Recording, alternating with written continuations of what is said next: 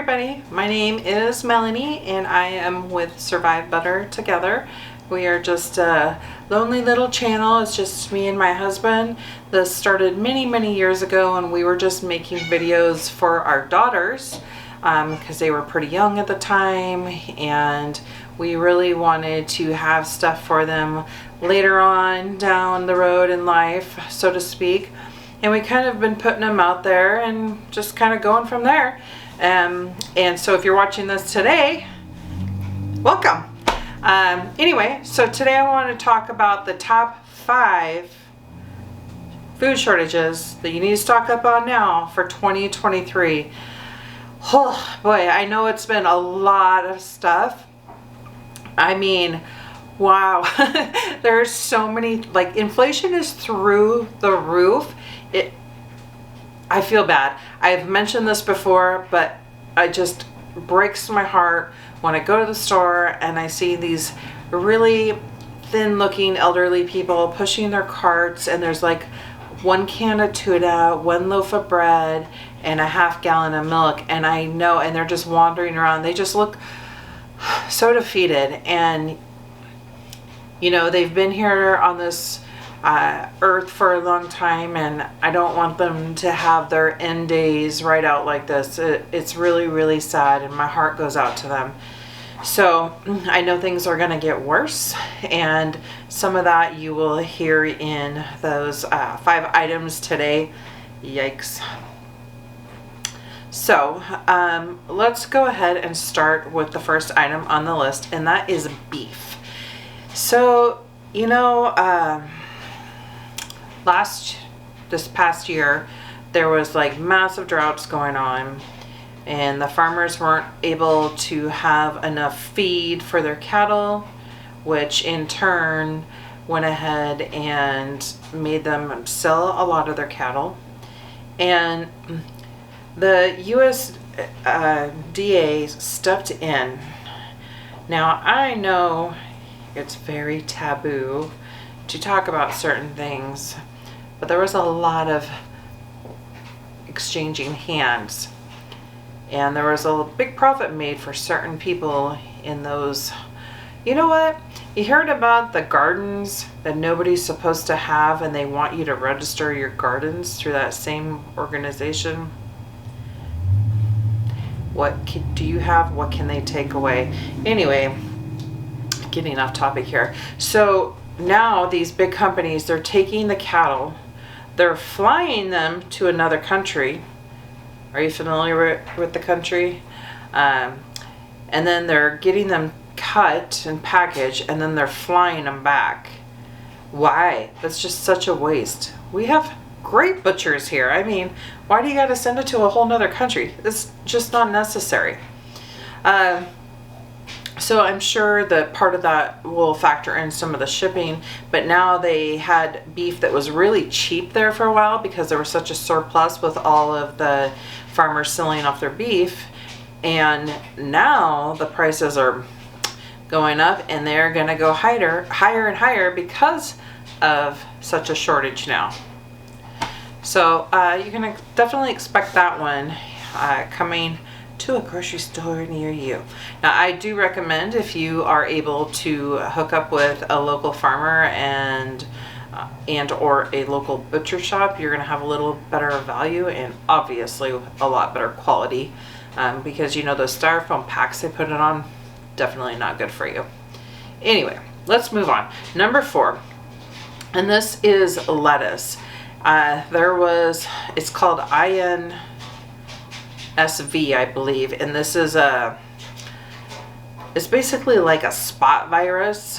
Now, when all the floods came through California and all the torrential downpour they recently have had, this spot virus that they have, and there's these, I think they're called thrips, and they're these little, like, very small type of insects that spread with all this wind and rain, and completely devastated the whole lettuce crops in all of California, and other places as well, but particularly there, since they do supply most of the nations and many other countries lettuce supply.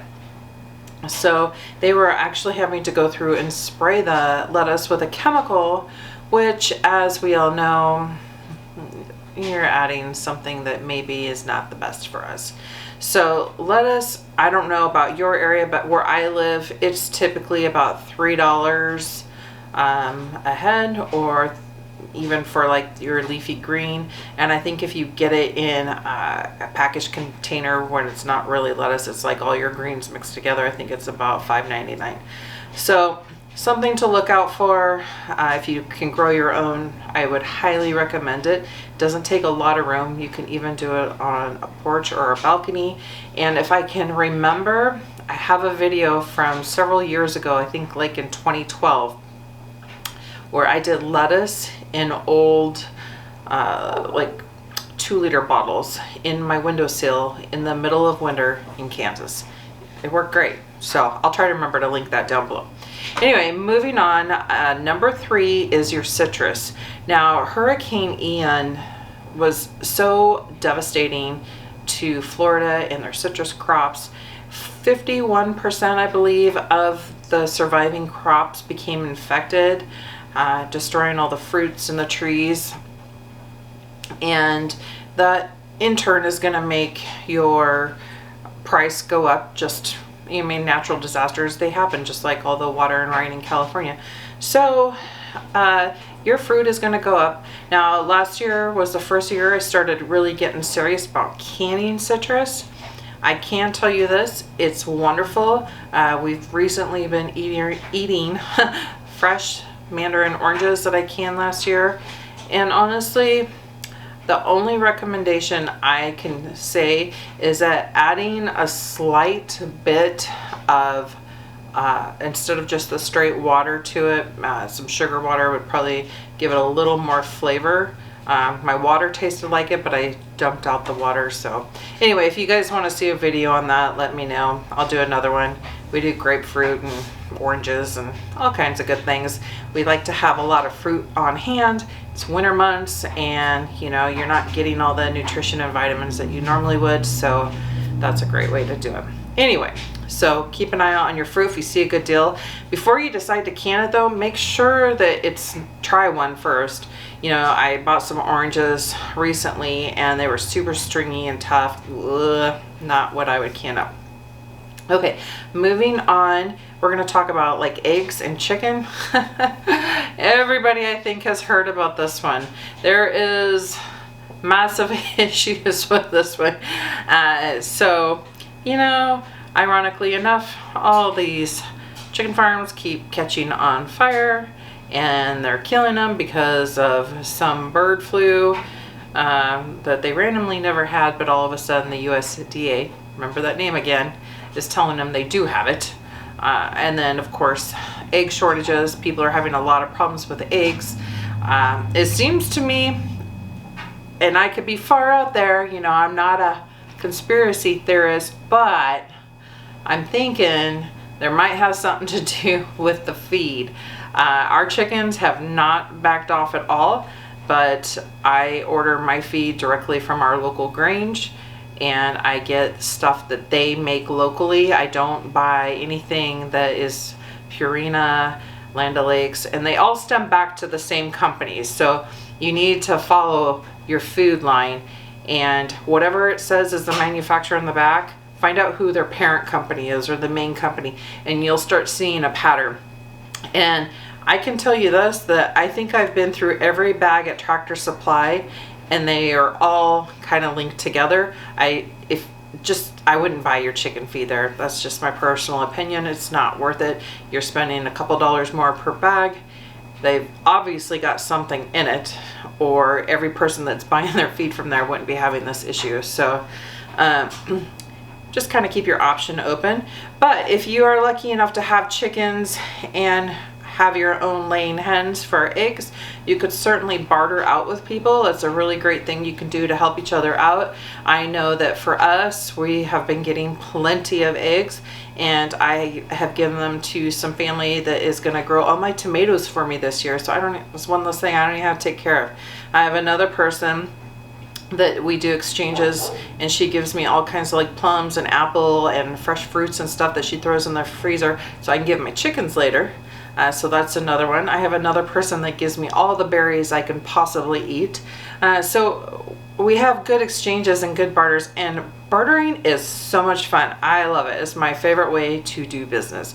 So if you have something and you want to share it with somebody else, or if you don't have eggs but know somebody that has chickens, reach out to them. You might be able to find a good little compromise that you can work out with each other.